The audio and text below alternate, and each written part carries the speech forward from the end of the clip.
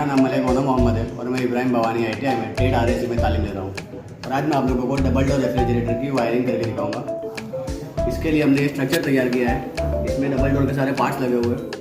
ये thermostat switch है, ये फैन मोटर है, बायोमीटर है, ये फ्यूज़, ये bulb holder, door switch, timer और ये हीटर है। अब मैं आप लोगों को डबल डोर रेफ्रिजरेटर का वायरिंग करके बताऊंगा।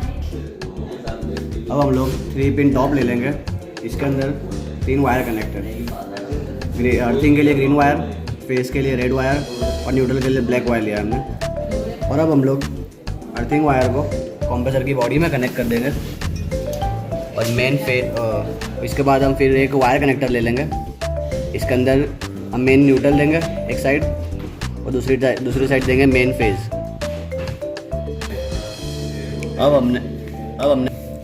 अब हम बायोमीटर के 2 कॉन्टैक्ट में से एक कॉन्टैक्ट पर पिन लगा के उसको टाइमर के 1 नंबर पर कनेक्ट करेंगे।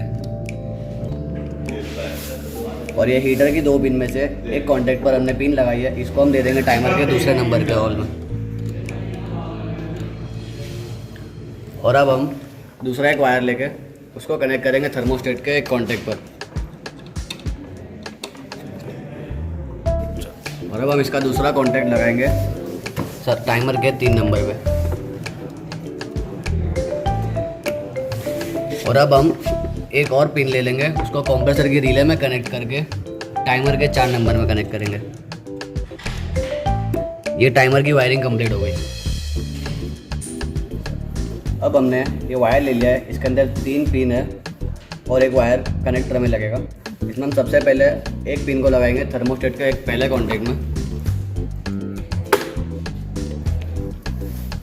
और दूसरी पिन को लगाएंगे हम डोर स्विच में।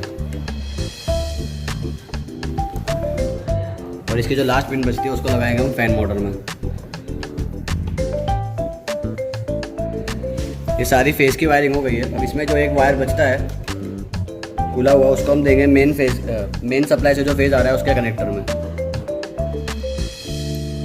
ये अब हमने डबल डोर के सारे पार्ट्स के फेज वायरिंग एक में कनेक्ट कर दी। अब सिर्फ बचती है न्यूट्रल वायरिंग। अब आपको न्यूट्रल करके दिखाऊंगा। सबसे पहले हम एक न्यूट्रल वायर की पिन वाला लेंगे, उसको हम कनेक्ट करेंगे फैन मोटर के दूसरे कॉन्टैक्ट में। ये हमने कनेक्ट कर दिया। और अब हम सारे न्यूट्रल वायर्स को एक में कनेक्ट करेंगे। सबसे पहले फ्यूज़ बायोमीटर के जो 2 वायर है इसको हम कनेक्ट करेंगे। इसके साथ हम कनेक्ट करेंगे बल्ब होल्डर का जो न्यूट्रल वायर है, उसको हम इसमें न्यूट्रल देंगे। और तीसरा ये जो हीटर का न्यूट्रल बचता है, ये हीटर को भी हम इसी न्यूट्रल में कनेक्ट करेंगे। ये सारे न्यूट्रल एक में कनेक्ट हो गए। अब बायोमीटर का जो दूसरा वाला ये बच रहा है न्यूट्रल का,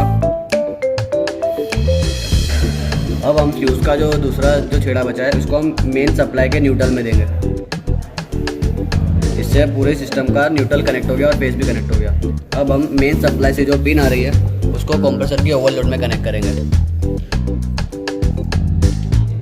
ये पूरी वायरिंग कंप्लीट हो गई। अब मैं आपको इसको चालू करके बताऊंगा। अब मैं आपको 3 पिन टॉप को मेन सप्लाई में कनेक्ट करके चालू करके बताऊंगा। ये मैंने चालू कर दिया है। कंप्रेसर भी ऑन हो चुका है, बल्ब भी ऑन हो चुका है और फैन मोटर भी ऑन हो चुकी है। अब मैं आप लोगों को हीटर ऑन करके बताता हूँ कि हीटर चालू है कि नहीं। हम ऐसे टाइमर को ऐसे घुमाएंगे,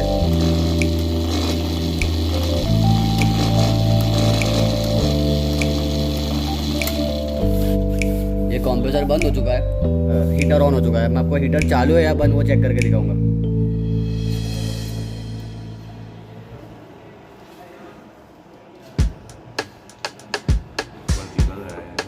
ये थर्मोकोल देखिए पिघल रहा है। हीटर गर्म हो चुका है, थर्मोकोल पिघल रहा है पूरा।